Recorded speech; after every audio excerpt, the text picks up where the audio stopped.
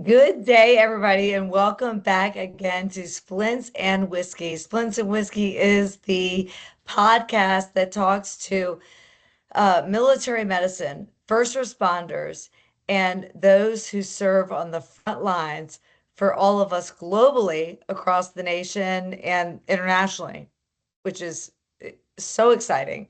So I want to thank you guys for listening and for being here today.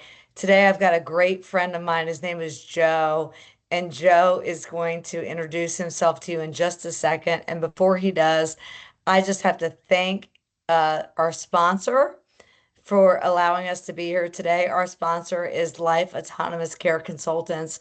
Life Autonomous Care Consultants is a company that sells anything from IFACs, it's trauma training gear or trauma training in itself.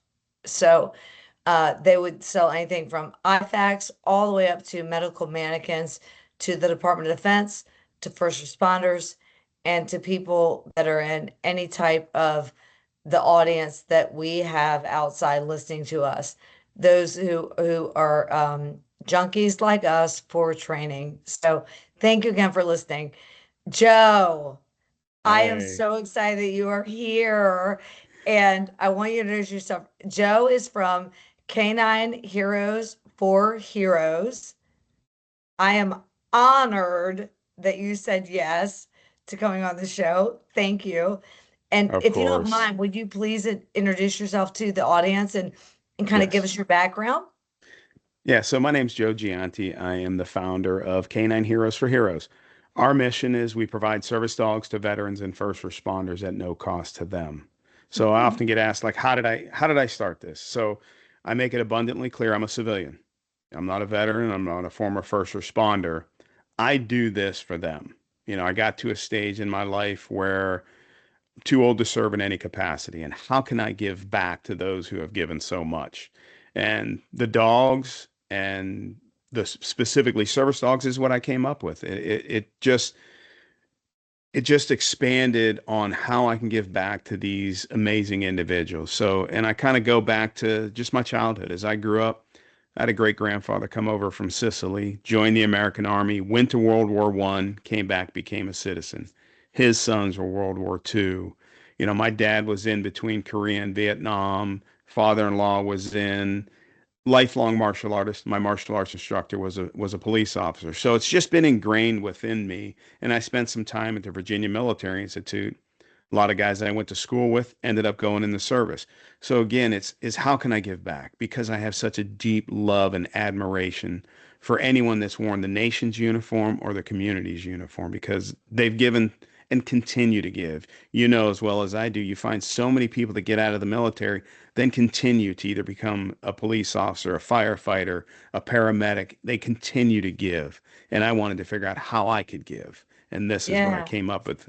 Yeah, I see what these dogs do, and it is absolutely life changing what they're doing for our veterans and first responders. So, kind of in a quick nutshell, that's how Canine Heroes for Heroes came to be. I started it in 2021, and of course, as you can imagine, being a nonprofit and paying for all the things we pay for, the first couple years were just fundraising. I like to tell people I'm a professional beggar, but I'm really an amateur because I don't take a paycheck yet. So Me too. Me too. Me too. It's so crazy. I hate to interrupt you, but it's so no, crazy. no, you're Me good. too. I give like I don't I I'm embarrassed to say it. I feel like I should put my foot in my mouth. I give so much financially of our family, right? Yeah.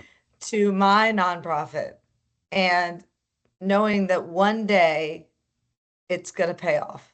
It is. It absolutely is. And speaking, you kind of say of paying off, and I know you've seen it in what you're doing, and I see it in what I'm doing. When I see a veteran or first responder doing things they never thought they'd do again, it makes it all worth it. Because as you and I have discussed, and people that have heard me in other podcasts or met me in person, I still have a full-time day job.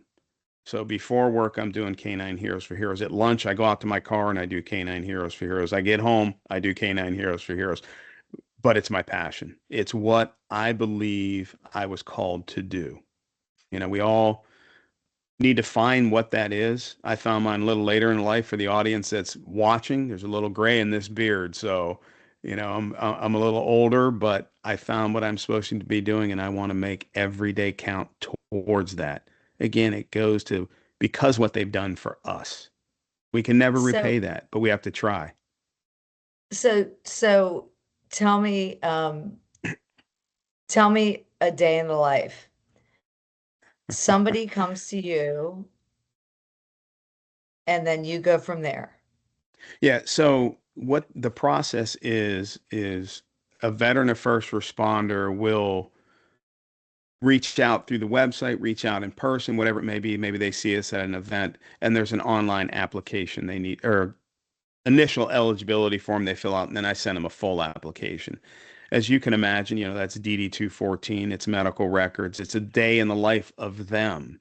What we need to Yeah, do is we not only are protecting the veteran, but we're protecting the dog as well. We need to make sure that one, they truly are a veteran or first responder, and they have a need for them because this isn't just a well-trained pet.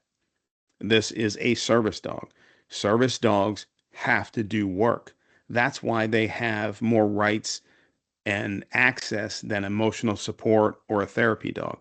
They're doing work. So a service dog has to perform three tasks minimum. A task can be behavior interruption. We'll teach that dog to learn what the trigger is, maybe for a veteran or first responder when they're about to have a PTSD episode or something to that effect. We'll teach the dog to interrupt that behavior. Then the person now concentrates on the dog. They're out of their own head, kind of brings them back to the present. It could be picking up medicine, could be picking up their own leash, could be mobility, stability. Maybe they need to lean on that dog a little bit. So that's the big difference is they're actually doing work. That's why they are a service dog. They're providing a service for their handler. A big one too that we put on all the dogs is a block and a cover. We'll teach that dog to stand in between themselves and their handler, or like they would be between me and you. So maybe the first responder or veteran, they want to go back out in public, but they're not comfortable. So that dog right. gives them space, or we'll teach them to cover behind them. Maybe they're checking out of the grocery store and they want to know that their back is secure. So the dog learns a cover position.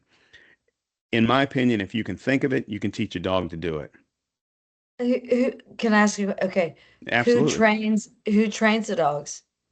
So I do part of the training. We also partner with Ridgeside Canine Ashtabula. Ridgeside is a local full service kennel. Again, because like we talked about earlier, I still have a day job, so I can't train them all day.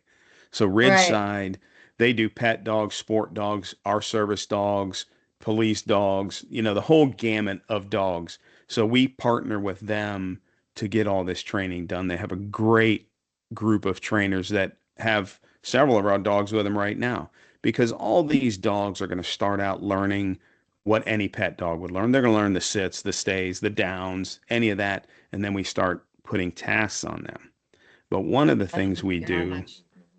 yeah, one of the things we do to try to prepare these dogs for their future as a service dog, shortly after they're born and are weaned off of the mother, they may be standing in a little bit of water while they're eating, or on bubble wrap, or on an unfamiliar surface to condition them to none of this bother them.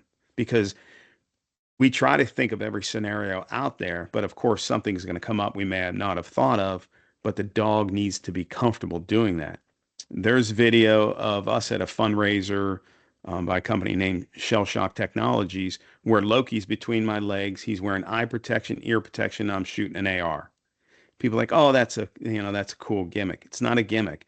Maybe the veteran or first responder loves the shooting sports and they want to continue doing that, but they need their dog with them. So that's just Right. one scenario we're trying to teach them to be able to handle.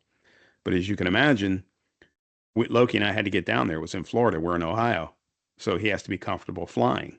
So we train them for that. You know, I, we'll, I, we'll, I first want to apologize that you're in Ohio. But I'll keep going. that's okay. That's quite all right. It's about to snow here probably. I know I'm only kidding because of the weather. The people in Yeah. Ohio are amazing. It's the weather Yeah. that I lived in Cincinnati for 7 years. Yeah. And so I only say that because of a mutual respect for we, Yeah. we would say that Midwest is the best. Yeah. But Yeah. it is But cold. It is it is. cold. And that brings up another important thing we do with our dogs is we teach them to run on a treadmill because we do live in Northeast Ohio. It gets cold. When it's 0 degrees out, I don't want to go outside. Loki doesn't care. So we teach them to run on a treadmill. Or if Loki and I are traveling, or maybe the veteran or first responders traveling, they can go to the hotel gym and put their dog on a treadmill. We were at That's another, crazy. yeah, we were at another fundraiser down in Florida not too long ago. It's about 5 in the morning. Loki and I are at the gym. He's on the treadmill, and people are walking in, and I'm like, I bet you weren't expecting to see this when you got up, but it's important because we have to care for them mentally, physically, and emotionally. The dogs rely on us for everything, so we need to give to them as much as they're given to us. Okay, so let me ask you this. I'm sure you have a very long list of people who want to be a recipient of your dogs, right? So how do you choose? So you'd be surprised how hard it is actually getting some of these veterans because they still have the giving heart, the volunteering heart. A lot of I hear from them is, oh, somebody needs it more than me. Or, sometimes it's if I have a dog, somebody's going to know something's wrong. So it's getting over that stigma Yeah, for them as well. yeah, But yeah. one of the things that I didn't realize till a little bit ago when one of our recipients got his dog, he was under the misconception if I have a service dog, that dog has to go with me everywhere I go. They don't. It's another tool in your healing process. You bring the dog when you need him, you leave the dog when you don't. Our head trainer, Travis, who runs Ridgeside Canine Ashtabula, spent 8 years in Afghanistan as a civilian contractor. And he credits his dog with saving his life. But one of the things he brought up to this recipient is, hey, there's times I brought Cairo. I wish I'd have left her at home. There's times I left her at home. I wish I would have brought her. So these dogs are another tool in the healing process. So now that I've started articulating that more so that they understand that dog doesn't always have to be with you. It's a little more palatable to some of these veterans. But I think one of the big things is getting over that, hey, somebody deserves it more than me. No, you deserve it. You earned it. But we do vet them. So when the application comes in, myself, I've got a couple veterans on the board. Travis is on the board. We've got a veterinarian on the board and a couple other members. We vet the application because we Hmm. have to, again, make sure they're a veteran or a first responder. They deserve the dog. They can handle the care of a dog. Once we do that, then we have a face-to-face. Matter of fact, this is Friday. I don't know when this is going to go up, but Saturday we have. It'll go out a Monday from Okay. now. Okay. So Saturday we've got two veterans coming out to the training facility. Myself and a couple board members will be out there, and we'll also have the prospective dogs that these individuals may get. We're not interviewing them at the same time. It'll be separate, but we're going to have a face-to-face interview with them, get to know them a little better. Once that's done, then the board will reconvene. And if we say, yes, these individuals are good candidates and recipients, I send them their final kind of commitment letter. And when I say commitment, I don't mean financially, I mean time, because they've got to be able to come out to the training facility, work with the trainers, work with their dog. The dog needs to learn, what do I need to do for my human? So we haven't kind of touched upon this yet, but the cost of these dogs is about $30,000 to $35,000 per dog. And that's the recipient doesn't pay any of that. If they want to help us Wow. fundraise, if they want to come to events, and that's great, but it's not a requirement. So we're doing Um, everything for them.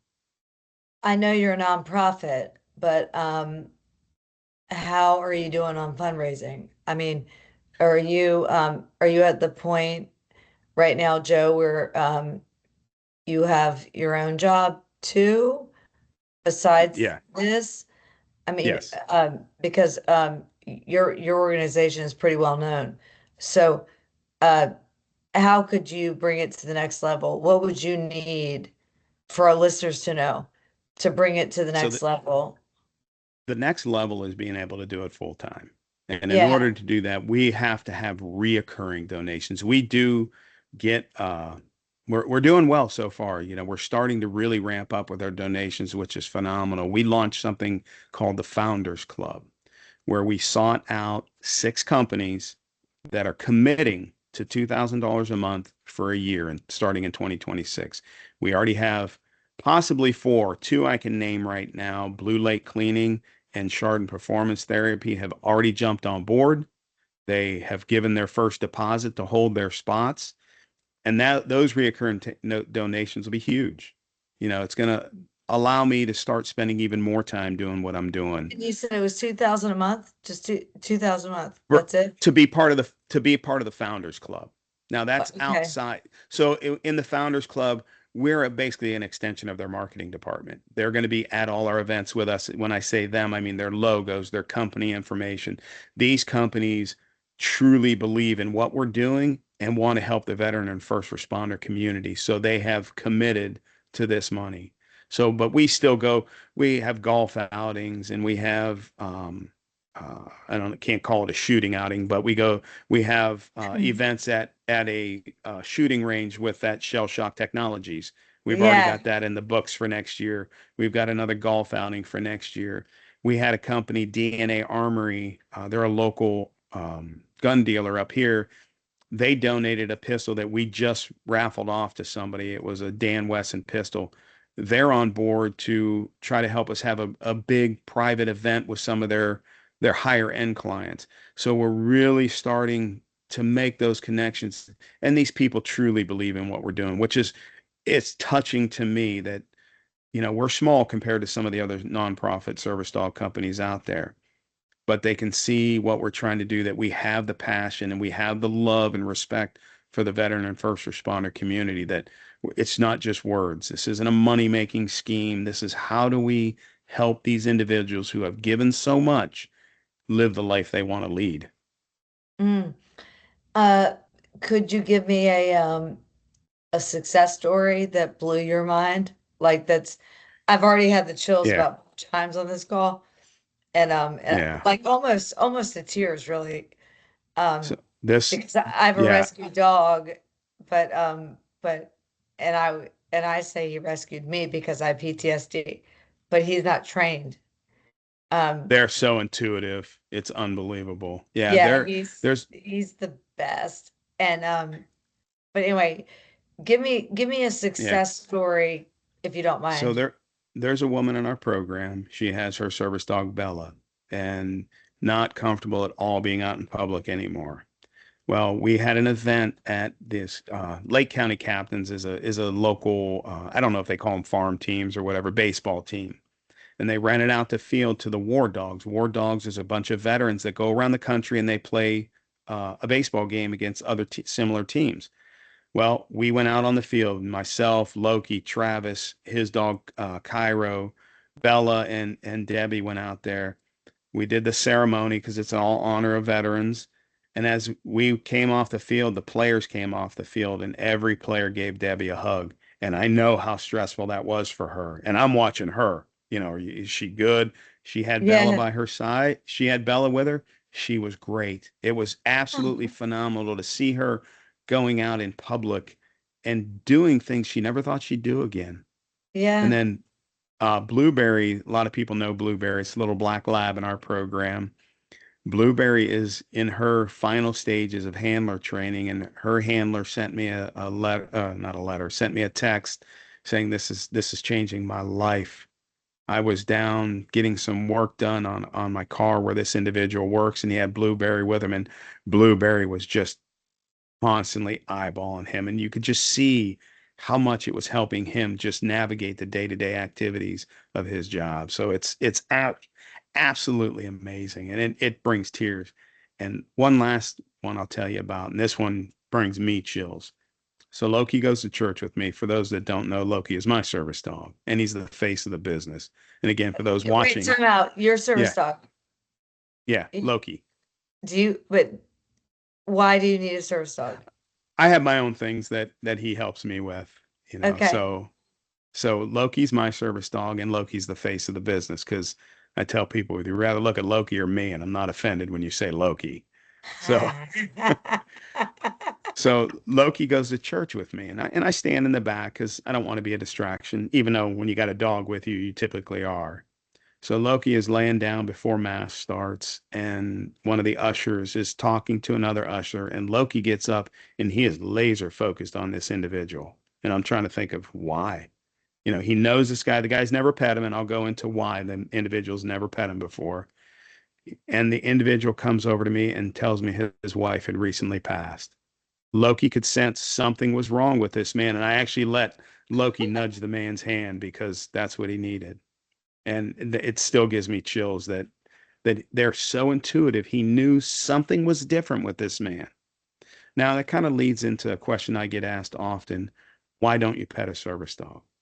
And it's simply because they have a job to do. If you let people pet your service dog, feed your service dog, them go smell and play with other dogs, they're not focused on what they need to do. The reality is, if you see a service dog, you should ignore that dog like it's not even in the room. Don't bend down and put your face in its face. Definitely don't reach out and touch it. So, you know, that's the big reason. They've got a job to do. We don't want to distract them from their job because it could really affect the veteran or first responder if their dog's not able to focus on them. That was the one incident I let Loki go outside of what he normally does because it meant so much to this individual. This was several months ago and he still talks about it because I see him at church, all the time. And Oh my gosh. it just yeah, it brings me peace and it brings It me brings joy to me see. tears. It does. Um, it's a lot to make me speechless. Um, a lot. And you and I have talked offline. You know that's true. Yeah. Um, so does your daughter. Yeah.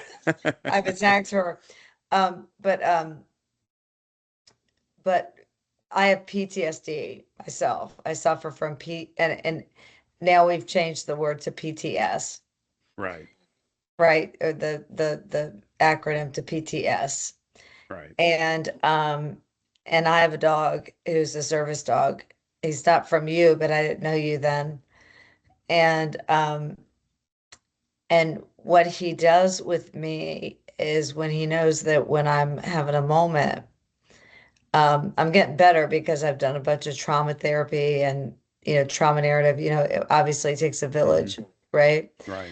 But I put my hand out and he puts his hand on mine, and it's like we're holding hands. Yeah. He knows, he knows when mommy needs him. Yeah. And it has changed my life completely. And so then to think about that, that your dog there was at church with a lay person, but not lay person in the church, but lay person Right. to your own, you know, partner. That then he just knew. Yeah. It was amazing. Yeah, And that's it amazing. I mean, that's one of the amazing. one of the things I talk about too is I've talked to the priest at church and the other parishioners love that he's there. So I expand upon, yes, my service dog is there for me, your service dog is there for you, but just their presence helps others. They have such a calming presence about them that even just looking at them, people smile. But I'm glad you brought up the fact about your dog, putting her paw out to your hand. That's another very important task we teach the dogs is deep pressure therapy. We'll teach them lay across their owner and handler, and in that deep pressure, it provides that relief. Bella, who is Debbie's dog, hadn't been trained for night terrors, but she intuitively knew Debbie had some night terrors. Bella got up on the bed and laid across her. And one of the things we do as part of our training is the handlers are learning how to be trainers themselves. So Yeah. we're putting those three tasks on the dog, but the way we teach them to be a handler, they're learning how to add even more tasks. Debbie probably added another 10, 15 tasks onto her dog. Jamie, who has Blueberry, is teaching her new tasks. So it's never ending, and it is absolutely amazing what these dogs can do. Like one of the things I do, if you're Catholic, you know this, we kneel a lot in Mass. And one of the Yeah. things I do, I'm not a young man. I'm in good health, but I'm not a young man. And when I kneel But down it's for hard certain to parts, is kneel. It is hard to yeah. kneel. So when I kneel down, I'll use Loki as leverage to stand back up. And I taught him pressure is good. Don't shy away from it. Don't move away from it. If I, one of the examples I use to show people that is, you know what a plank is, I'm sure from exercising. Yeah. I'll give Loki the stand command and I'll do a plank on him and he doesn't move because he's learned that's a good thing. So poor Loki is my test case. Let me try this on you, Loki, or try that on you, Loki, so that I can help the trainers at Ridgeside train our dogs. Because like you said, it's a village. It takes a whole team to get these dogs ready to go out into the world. Um, okay. Wow. I'm I'm I'm just so madly in love with the whole topic that I'm having a hard time because I mean I'm really almost at tears. I'm almost at tears. But it's joyous tears, so that's a good thing. Yeah. Um, so so let me ask you this. Breed wise, do you have to have a certain breed? No, I mean, some obviously are going to be better than others. Right now in the program, we've got Loki's a German Shepherd, Bella's a German Shepherd. We've got a German Shepherd Malinois mix. We've got a Black Lab, and we've got two Golden Retrievers right now.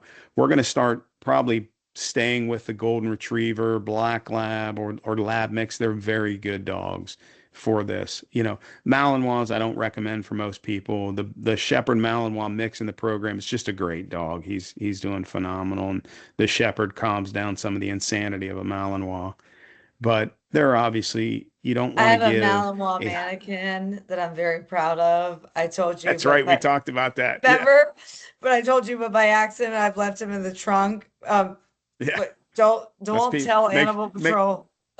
Yeah, yeah. Make sure people know that's a mannequin. It's not a real dog. You didn't put It's a a real dog in a mannequin. trunk. It's a mannequin. I have a mannequin K9, and I moved him from my the back of the bed of my truck because I put a human mannequin, for what was going on with Ukraine in my truck. Yeah, So I moved over this canine mannequin that's that sort of dog. I can never say the name right. And anyway, he's still there and he's happy and his tongue is hanging out like he's just like yeah. Yeah. No, yeah, I he's mean, a it's good just dog. awesome. Yeah, it's Yeah. awesome. And one of the things we're continuing to do is evolve in our training methods, which is another reason I absolutely love the team at Ridgeside. They're not sitting back and saying, this is how it was done 10 years ago. This is how we need to train dogs. Myself, were continuing to learn how dogs think, how they process things, what their cognition is, so that we can help them better understand what we want them to do. I always use the analogy, if Loki's not doing something I want him to do, it's because I failed to properly teach him how. You know, they they can only do what we've instructed them to do, Yeah. and I'm sorry to interrupt you. I've always no, loved no. that the saying that says there are no bad dogs, only bad trainers. Yep.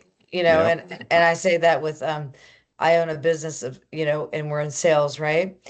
And I say there are no bad salespeople, only bad managers or only bad Yeah. coaches. I mean, that's the Yeah. truth.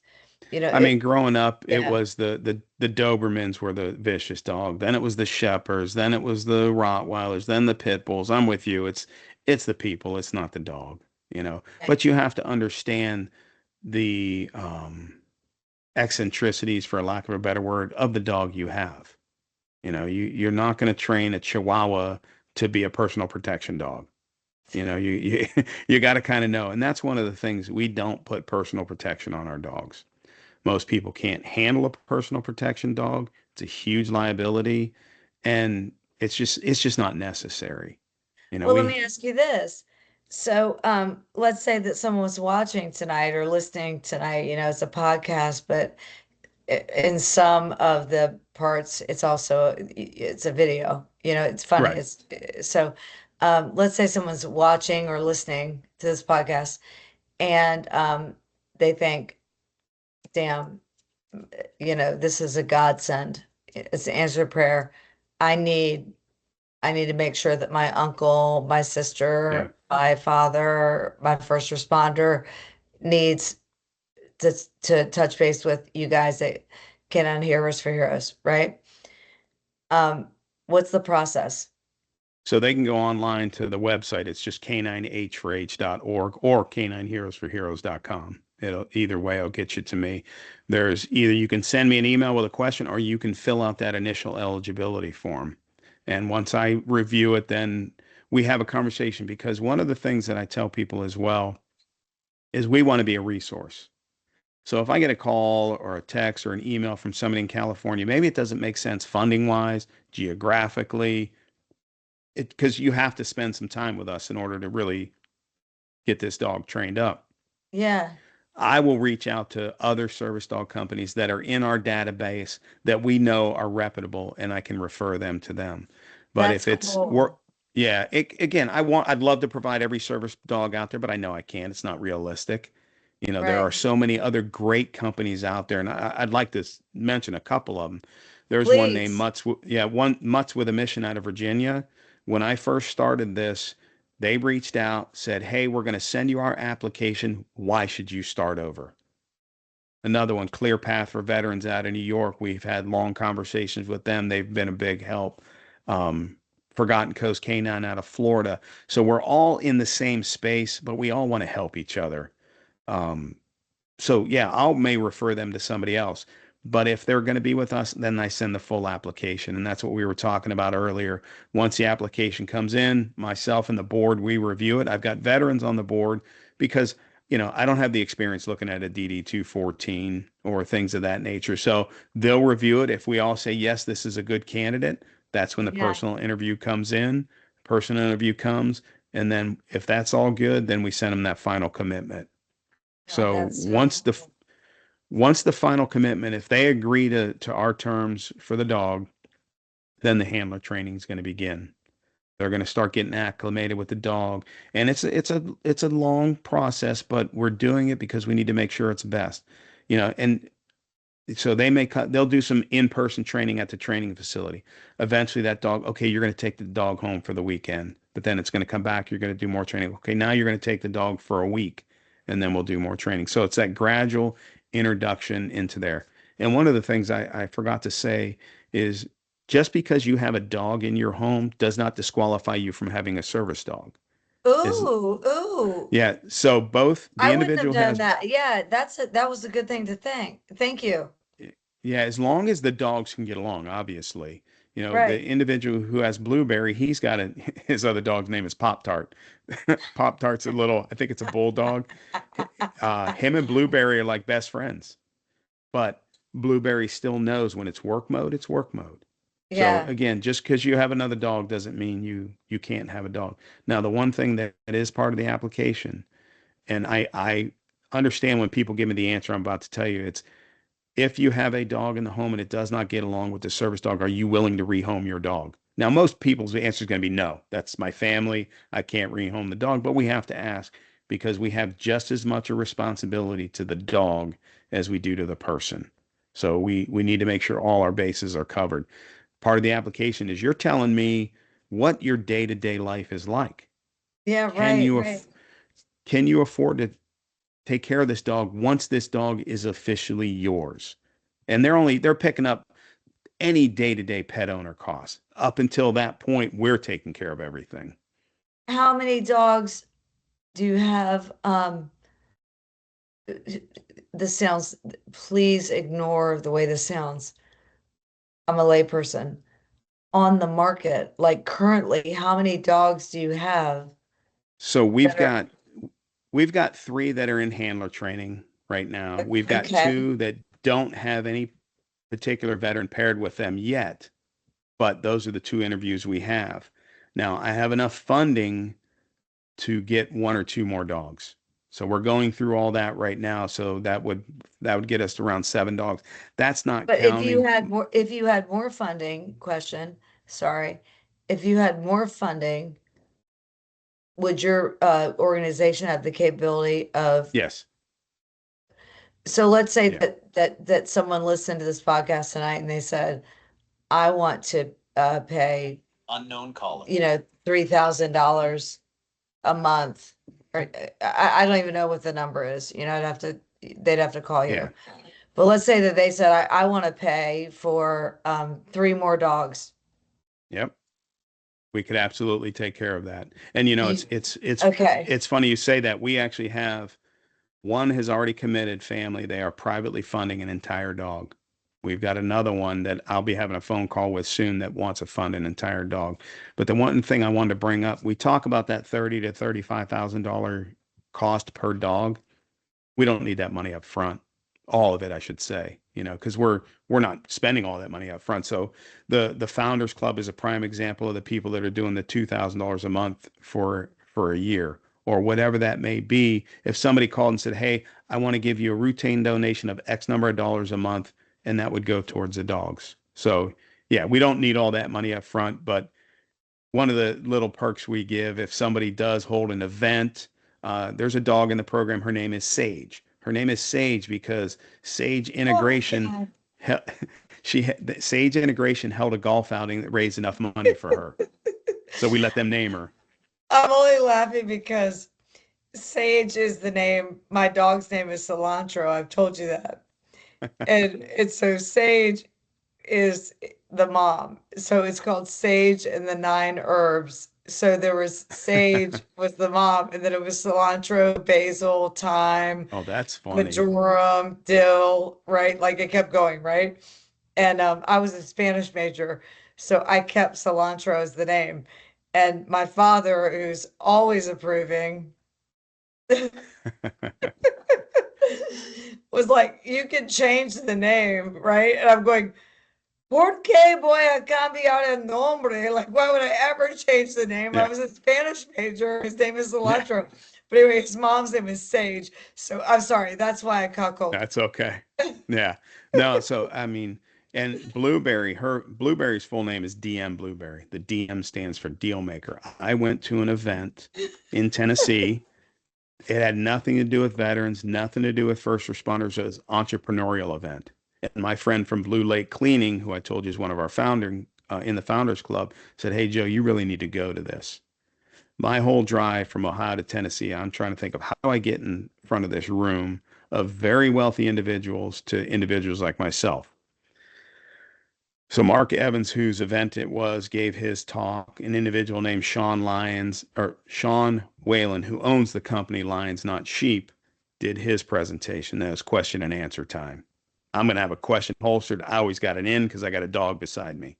I raised my hand. I asked, I don't even remember what my exact question. It was funding loans for nonprofits or something. And Sean started to answer it. And then he said, F that. Come on up on stage. So me and Loki went up on stage, about 400 people in the room. Sean said, forget about this loan for nonprofits. Who's going to donate $1,000 right now?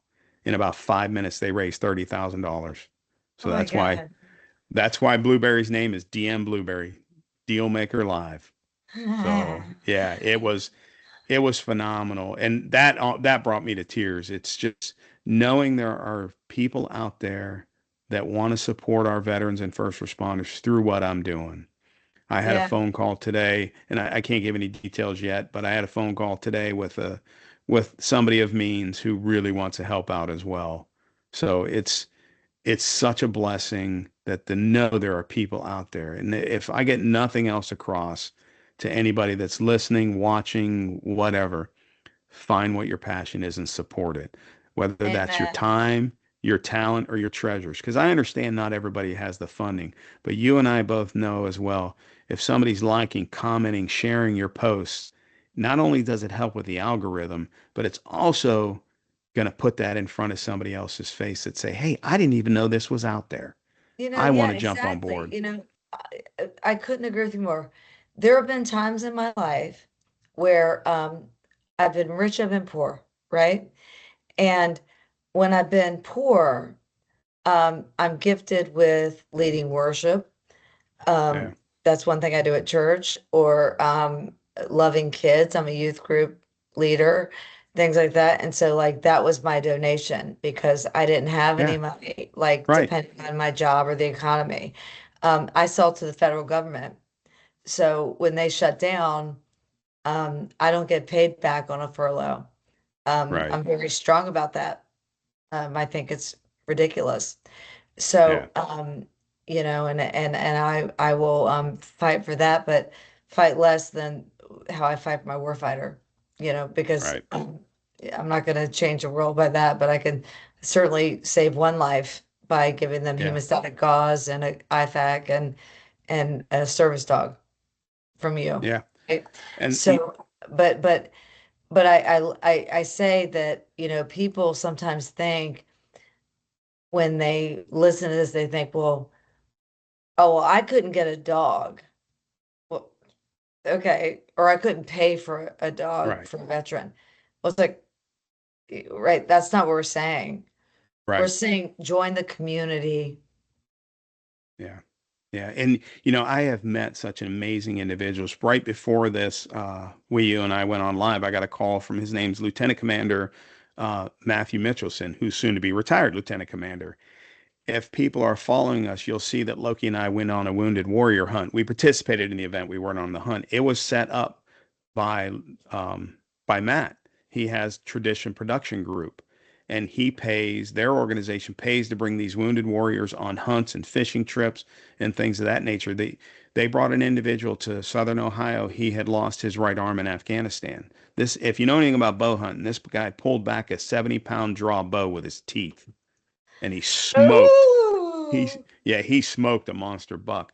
But to be able to participate in that event, it had nothing to do with service dogs.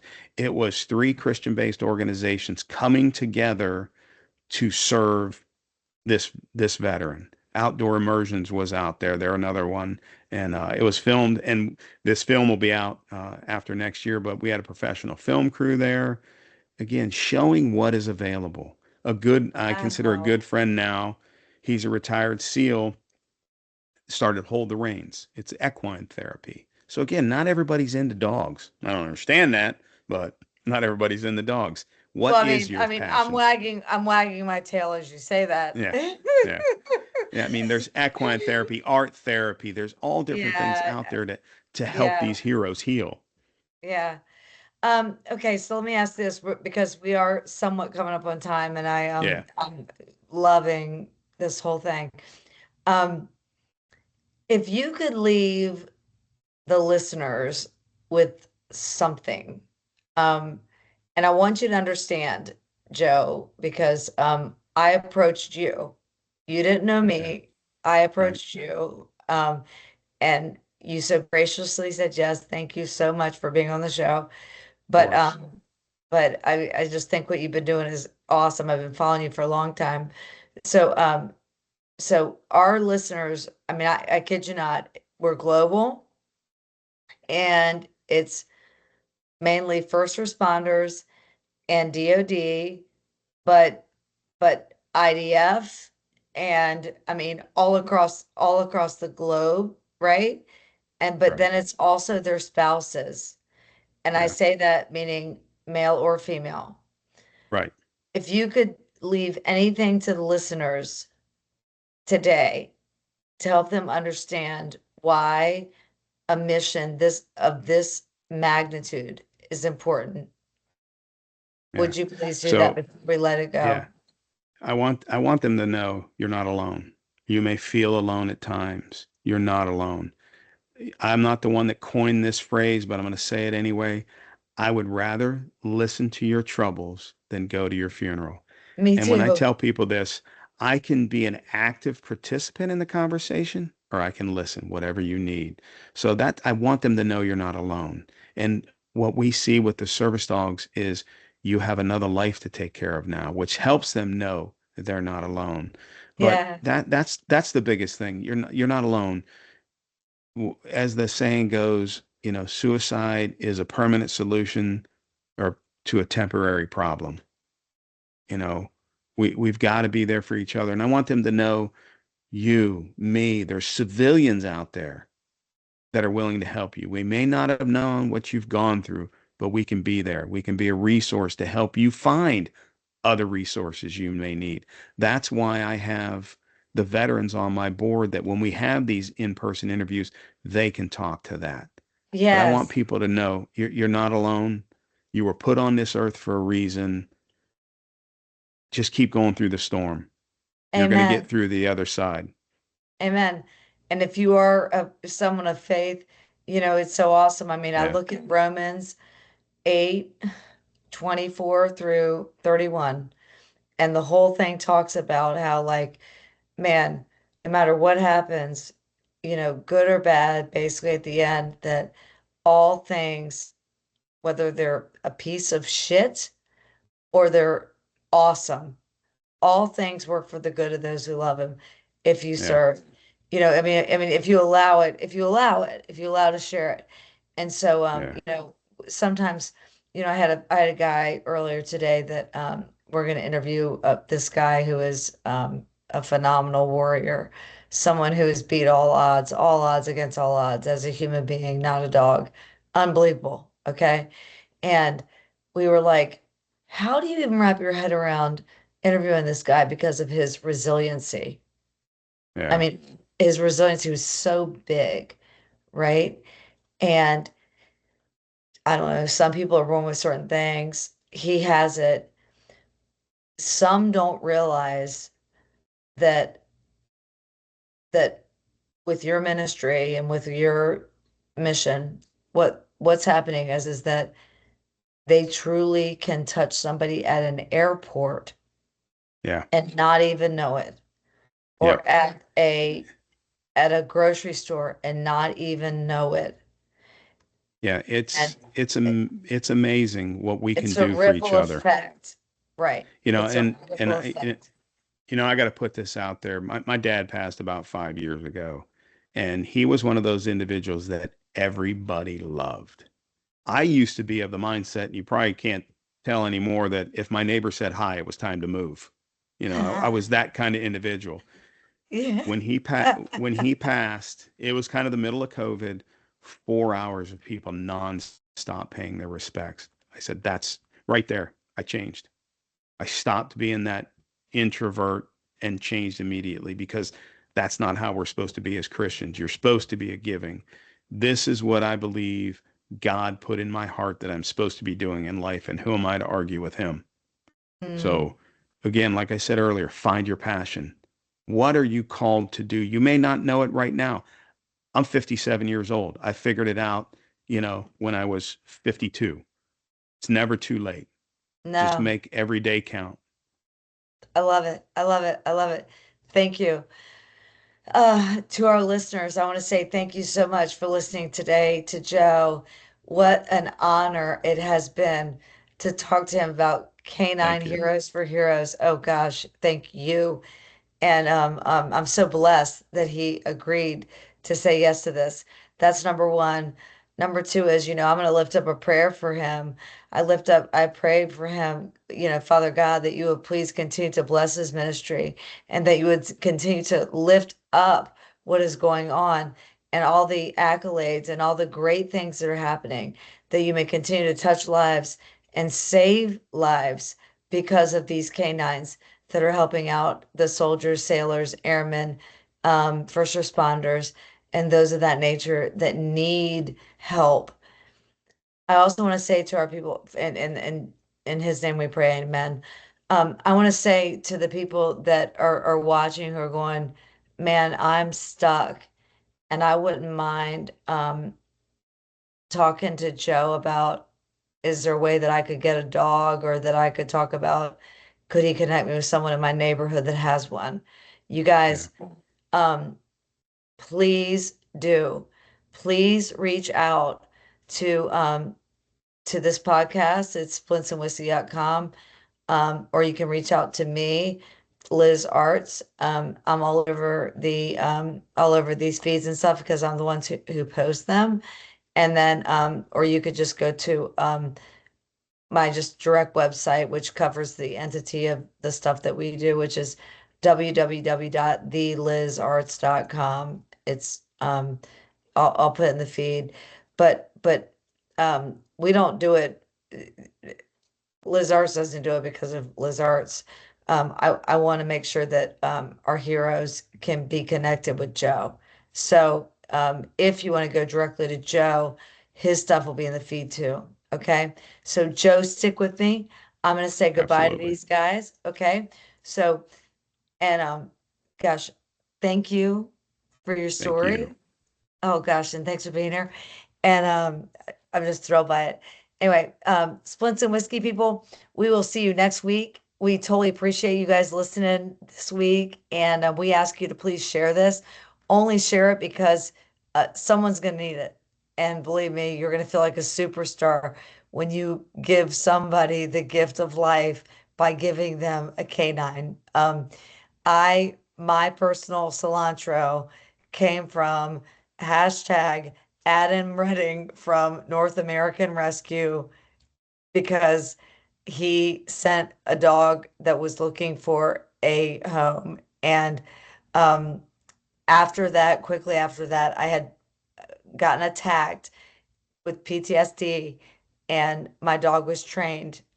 And I think that if I didn't know Adam Redding, thank you, Adam, I would never have cilantro. And um, I may have done something stupid, but I knew that cilantro was my dog and I wouldn't have left him alone. So that's my story and I'm sticking to it. So anyway, you guys, thank you so much for listening. God bless. And Joe, stick with me. And you guys have an awesome night and week. We will talk to you in the near future. Hasta la vista and have a great week. Bye bye.